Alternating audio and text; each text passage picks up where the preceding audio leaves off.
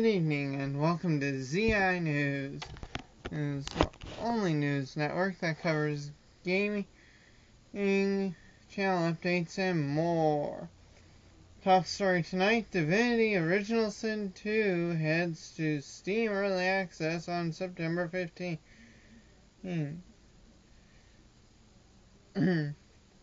Last year, Larian Studios announced Divinity Original Sin 2 along with the announcement. The developers created a Kickstarter campaign for the game and raised over $2 million. The game was at least at last year's PAX Prime, now called PAX West, and this year at PAX East. But the studio is going to let you play the game before its release date by putting it on Steam's Early Access program on September 15th. If you get it next month, you can try and test some of the game's new features. One of the marquee additions to the sequel is the idea of an origin story. You can choose from one of 4 characters. The developers will add more origin stories throughout the early access period, and each one has their own background story that will evolve all throughout the game in the form of origin quests. If you decide to play the game with friends in co-op mode, you and your fellow teammates will have different goals for your origin quests. This means that you will need to decide if you want to work together with your friends to tackle these special missions or go through the journey alone. Speaking of cooperative gameplay, the game will now support up to 4 people, whereas the previous game allowed only 2 people to play together. The increase to 4 players should make for a more enjoyable game. However, the main story isn't the only place to play with your friends. There's also the player versus player arena mode, or PvP mode, where you can have turn-based combat against your friends on small maps. During early access, you can merely fight your friends in the PvP arena, but the finished game, the developers said, will have multiple modes such as free-for-all, capture the flag, and king of the hill. On top of the early access announcement, Larian Studios is bound to show off more of the game in the coming months after the September 15th release. The developers will have 3 months to finish Divinity Original Sin 2. The game is slated for a December 2016 release. A specific date wasn't announced. On to the next story. Next up, we have a bit of spoilers and conjecture for Dragon Ball Super, where people ask if the black version of Goku will transform into something. Let's begin. I know that opening for this story sounded bad. Dragon Ball Super spoilers suggest that episode 56 will be a rematch between Goku and Black Goku, with episode 56 set to air in just a few days. Dragon Ball Super fans are excited to see how these 2 characters will showcase their powers in this rematch.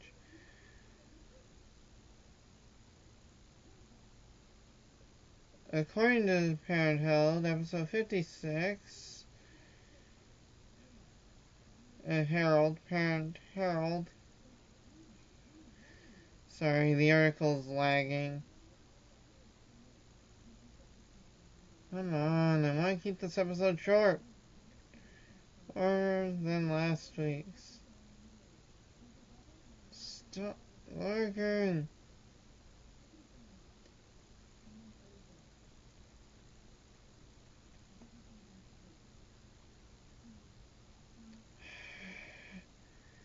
Lag, right guys?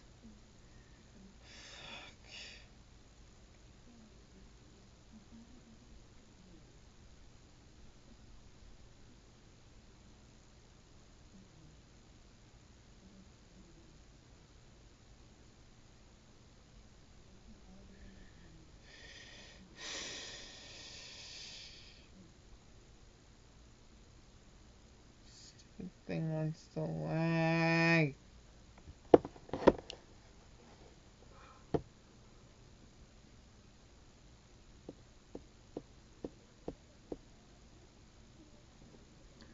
Hold on, I'm just...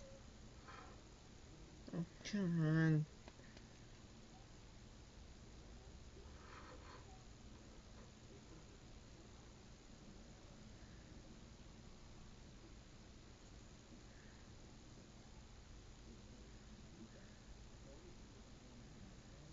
Okay, I'm just reloading the page. Give it a second. God. Trying to get this stuff done so I can release it to you guys.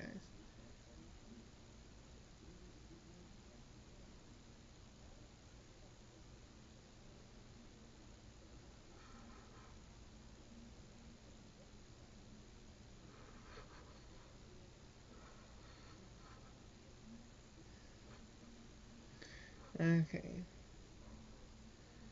That hopefully fixed our lag. Kind of. Anyway, back to the article. According to Parent Herald, the episode 56 is titled Black Goku Rematch. Super Saiyan Rose appears. There have been speculations that Black Goku will transform into the Super Saiyan Rose, though some reports claim that will be Goku. However, it was also noted these two will not have the Super Saiyan and Rose power, rather a new character will be introduced. Dragon Ball Super Episode 56 will start off with Goku, Vegeta, and Trunks heading to the future, wherein they will also meet Resistance forces. Aside from that, they will also unexpectedly meet someone. It is speculated that the group will meet Gohan. It was noted that the future Gohan, compared to his scholar persona, has become a more powerful Saiyan. On the subject of whether or not Goku can defeat Black Goku, on the other hand,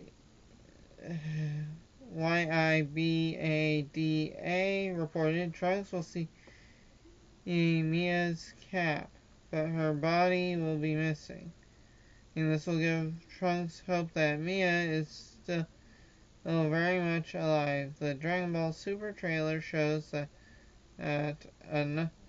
shows another scene where Black Goku attacks the group with Mai and Trunks together. This pretty much confirms that the two will be reunited in this episode. And Mai and Trunks' reunion is welcomed by fans. The main highlight of this episode, which fans would want to see, is whether or not Goku can take down Black Goku. And lag is back. Come on. Stupid lagging junk. I'm gonna check the time code. If this, I may have to reshoot this thing. If you're seeing this version, then that means I didn't have to reshoot it, and things are fine.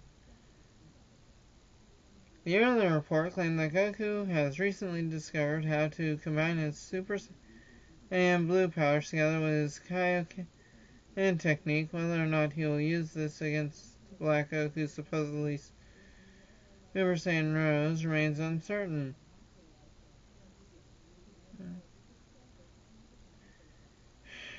Come on, stop lagging.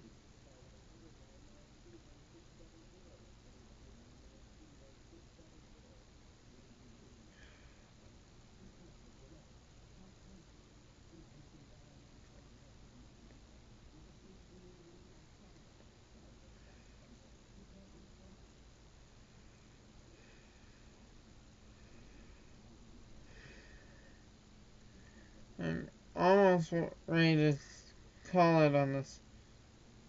The Dragon Ball Super release date is on August 28th at 9 a.m. on Fuji TV.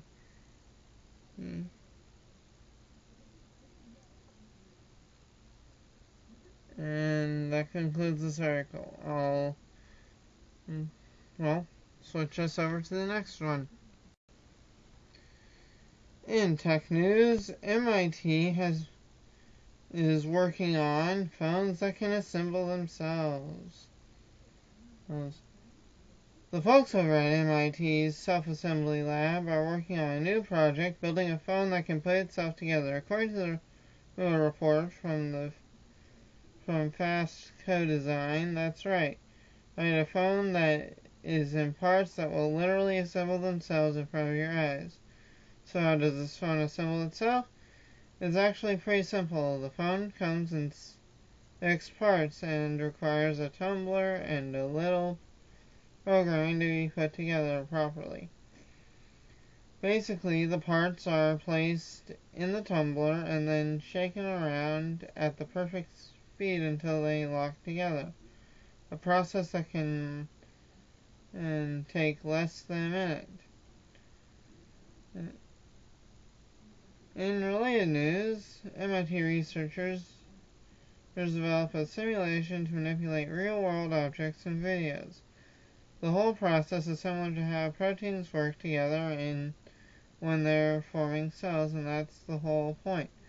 The MIT Self-Assembly Lab is trying to make what we've learned, trying to take what we've learned about things like atoms, cells, and planets, and apply those concepts to things that we humans create. The idea is that self-assembling phones may actually end up being a lot cheaper and easier to make than the phones we use today. In fact, this process could be a lot easier than the automated assembly techniques being used today. The team at MIT has been working on the concept since 2013 and have been experimenting with it for around a year now. Currently, the concept is pretty low budget and simple. However, the team thinks that it could scale up for mass production at some point. The tumbler speed, for example, can be changed to suit different applications.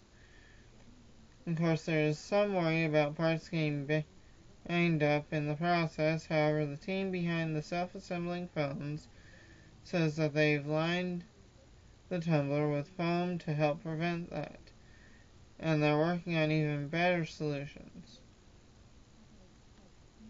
The most exciting aspect of the new concept, however, is design. Right now, phones are built using predetermined parts, but imagine if you could take different parts, throw them in a tumbler for a minute or so, and then have a phone. Or you could take a bunch of parts from Google's project Aura and have a number of different phones emerge at the end. My thoughts on this, it's an intriguing concept, to be sure, but there's clear issues.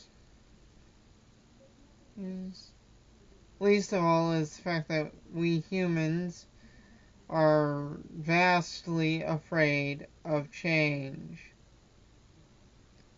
Well, on to the next article.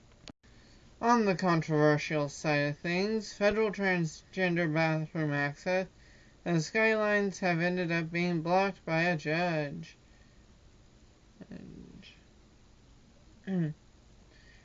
A federal judge has blocked the Obama administration from enforcing new guidelines that were intended to expand restroom access for transgender students across the country.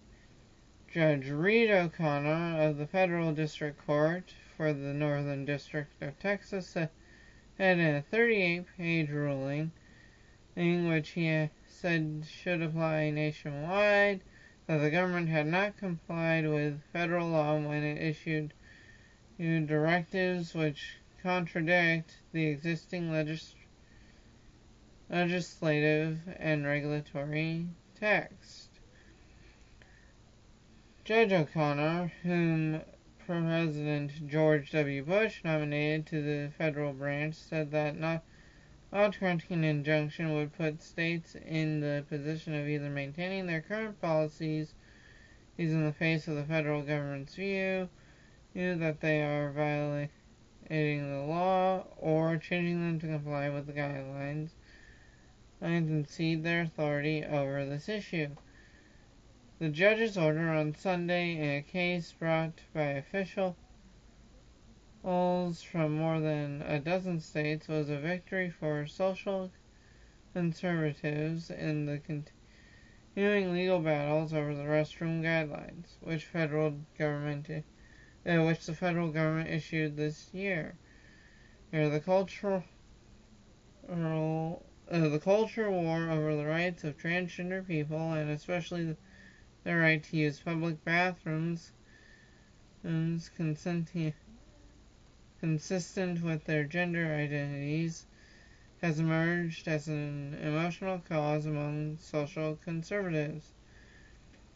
The Obama administration's assertion that the rights of transgender people in public schools and workplaces are protected under existing laws against sex discrimination has been condemned by social conservatives, who said the administration was illegally intruding into local affairs and promoting a policy that would jeopardize the privacy and safety of school children. The ruling could deter the administration from bringing new legal action against school districts that do not allow transgender students to use bathrooms and locker rooms of their choice. We are pleased that the court ruled against the Obama administration's latest illegal federal overreach, Attorney General Ken Paxton of Texas said in a statement on Monday. This president is attempting to rewrite the laws enacted by the elected representatives of the people and is threatening to take away federal funding from schools to force them to conform. A spokeswoman for the Justice Department, Dana W. Iverson, said the department was disappointed with the decision and was reviewing its options. In a statement, several try saying that 10 times fast. Several civil rights organizations that had submitted a brief opposing the injunction called the ruling unfortunate and premature. A ruling by a single judge in one circuit cannot and does not undo the years of clear legal precedent nationwide establishing that transgender students have the right to go to school without being singled out for discrimination. And the groups Lambda Legal, the American Civil Liberties Union, and the ACLU of Texas is the National Center for Lesbian Rights, the Transgender Law Center, and the LGBTQ legal advocates and defenders said in their statement. The ultimate impact of the Texas decision is unclear and is likely to be limited. Legal experts said, for one thing, more senior courts in other regions have agreed with the administration that transgender students and workers are protected by existing laws against sex discrimination, and their decisions will not be altered by the Texas ruling. Also, the decision will not necessarily affect the outcome of other current cases. In the most prominent one, a federal court in North Carolina is weighing almost identical issues in suits brought by civil rights groups and the Justice Department that seek to block a state law requiring people in government buildings, including public schools, to use bathrooms that correspond to the gender on their birth certificates. Adding another major note of uncertainty, the United States Supreme Court has temporarily blocked a decision by the Fourth Circuit Court of Appeals that required a school district in Virginia to allow a transgender boy to use the boys' bathroom. So the Supreme Court issued a temporary injunction until it decides, probably this fall, whether to hear the case. If the Supreme Court does take the case and reaches a majority decision one way or another, then existing rulings by district and appeals courts could be superseded. If the Supreme Court takes the Virginia case and is divided 4-4 on the issue, the Fourth Circuit's existing decision in favor of transgender rights would take effect, although it would not be a nationally binding predicament. The Texas lawsuit filed by Mr. Paxton on behalf of officials in 13 states argued that the Obama administration had overstepped its authority in a series of pronouncements in recent years, holding that discrimination against transgender people is a violation of existing laws against sex discrimination, including Title 9 in federal education laws and Title 7 in federal civil rights laws governing the workplace. In May, the latest such statement, the Federal Justice and Education Departments issued a letter to public schools stating that transgender people should be free to use bathrooms and locker rooms that match their gender identities, and that schools that refused could lose federal funds. And the school may not require transgender students to use facilities inconsistent with their gender identity, or to use individual user facilities when other students are not required to do so, the letter stated. The letter was quickly condemned by social conservatives, leading to numerous state governments and school districts around the country to file lawsuits seeking to prevent the administration from taking action. And the Obama administration, seeking to deflect the Texas lawsuit and another brought by 10 other states, argued that the directive was not a regulation or mandate, but rather an explanation of how the administration interpreted existing sex discrimination protections, but it carried a threat that the administration might sue non-compliant school districts and seek to cut off vital federal education aid.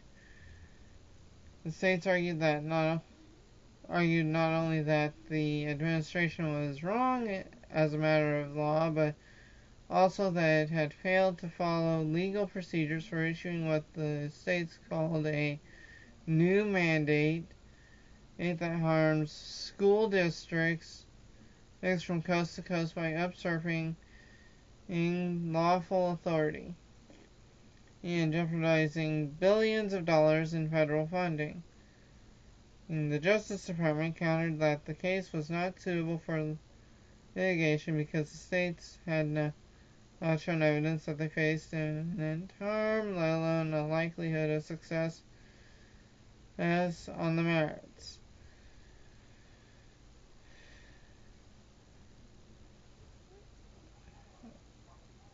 Okay, just a little left to go, even though this is all federal bullshit. And that is my official opinion on this. It's all a bunch of federal bullshit. And after the article, I'll go over some of my personal views on this issue. Yeah. If the administration brought action against school districts, the government and groups supporting lesbian, gay, bisexual, and transgender rights argued the school districts or states could make their case in court. There is a multi-step procedure before a state might lose federal funding, said John W. Davidson, and the legal director of Lambda Legal. The government would have to specifically challenge a state. The state could respond, the government could bring a lawsuit, and then litigation in the courts would decide whether the government's interpretation of the law is correct or not. Okay. Now for my personal opinions on the issue. While it would be advisable for the government to make allowances for post-op transgendered people, well, I honestly think they should not make any allowances for pre-ops that don't have any sort of proof that they're transgender and going to be receiving the operation. And this might be another long episode. I just checked the timestamp for this segment. And main concern that I'm sure everyone's asking on this problem is I'm going to approach this from my personal point of view. I have 2 8-year-old twin younger siblings. Sorry if you heard the phone give me a notification. And anyways, I have 8-year-old younger siblings who my parents have adopted out of a bad situation and that I'm not going to go into. I'm not even going to mention the names of the biologicals. Well, that's not my business. But if I'm out with my mom or dad shopping and they're with us, and they have to use the bathroom, what's to stop a pedophile from saying, "Oh, I'm transgender," or am walking into the bathroom and doing horrible, disgusting things to them, and making that person, and I'm using the Mandalorian word for a person like this, is demagolka,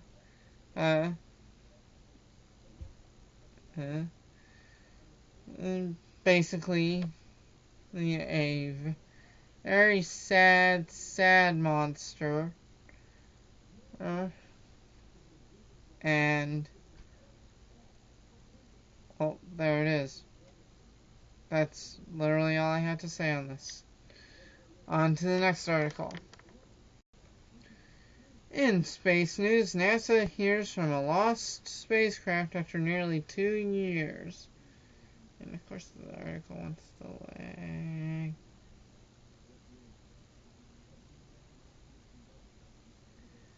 NASA reestablished contact with a wayward sun-watching science satellite Sunday, nearly 2 years after the spacecraft suddenly dropped off the line during a test.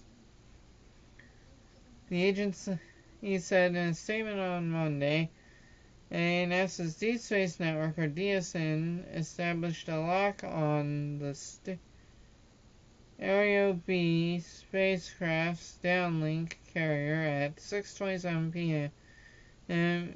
EDT. Which I'm thinking is Eastern District time. I don't know. Oh, if you know all that time zone shit, correct me in the comments section down below. NASA said in a statement, the downlink signal was monitored by mission operations by the mission operations team over several hours to characterize the attitude of the spacecraft, and then the transmitter high voltage was powered down to save battery power. The stereo missions operations team plans further recovery processes to assess observatory health, re-establish attitude control, and evaluate all subsystems and instruments. Launched in 2006, the stereo mission featured two spacecraft, Stereo A and Stereo B, designed to monitor solar activity from different locations, one ahead in its orbit and one behind, allowing scientists to see the entire star, not just the side facing Earth. The spacecraft were built and managed by the Johns Hopkins University Applied Physics Laboratory in Laurel, whatever state's abbreviation is MD, years beyond the original 2-year mission duration. The spacecraft reached positions in their orbit relative to the Sun and Earth, where they would be on the far side of the star and have direct contact with Earth for up to 3 months. Both spacecraft featured a command lost timer designed to force the flight computer to reboot if it didn't hear from Earth over a 3-day period. On the far side of the Sun, the command lost timer would trigger repeated computer resets during the 3 months the spacecraft was out of contact with Earth. To make sure the system was working properly, flight controllers tested both spacecraft by withholding commands and forcing the command lost timer to trigger a reboot. The Stereo A spacecraft responded normally, but Stereo B had major problems. One second, guys. Itchy. Based on fragmentary data received before contact was lost, engineers concluded the timer triggered a restart as expected, but Stereo B's inertial measurement unit and star records, which tell the flight computer how the spacecraft is oriented in moving through space, suffered malfunctions. The bad IMU told Stereo B that it was spinning even though it was stationary. The mission operations manager said last December the spacecraft would have automatically taken steps to correct back the supposed spin, but firing thrusters or adjusting spinning reaction wheels to counteract a non-existent spin would cause a stabilized spacecraft to do the opposite, imparting an unwanted spin. Engineers believe Stereo B is doing just that, limiting the amount of sunlight that falls on its solar arrays. That, in turn, probably prevents the onboard battery from fully charging, and during multiple computer resets, the battery likely is exhausted before enough power is available for the spacecraft's radio transmitter, or NASA said on the mission website. Using the DSN, flight controllers began sending commands in the blind last year, telling the spacecraft to turn off some of the systems that power up automatically after a reboot, in a bid to improve battery charging. Additional commands were sent to turn on Stereo B's transmitter when enough power was available. Well, the work apparently paid off Sunday when DSN picked up a carrier signal from Stereo B. Sounds somewhat interesting, which is why I chose this article for this week's ZI News segment. Sounds like NASA nearly lost a spacecraft. An unmanned one at that. And while the loss of life during some of their manned missions is sad and regrettable, well, this near loss of a probe is just downright comical in my opinion. But hey, we might get what the sun's surface is doing on the side that's currently not facing us. So maybe the payoff's worth it? I don't know. Well, I personally think they should be spending more time looking for alien life, but according to all my sources, they're doing the best they can on that front. Well, on to the outro, which I'll do from this segment of the video. Please remember to like, comment, and subscribe. Alright, remember this is a weekly segment. See you on the battlefield.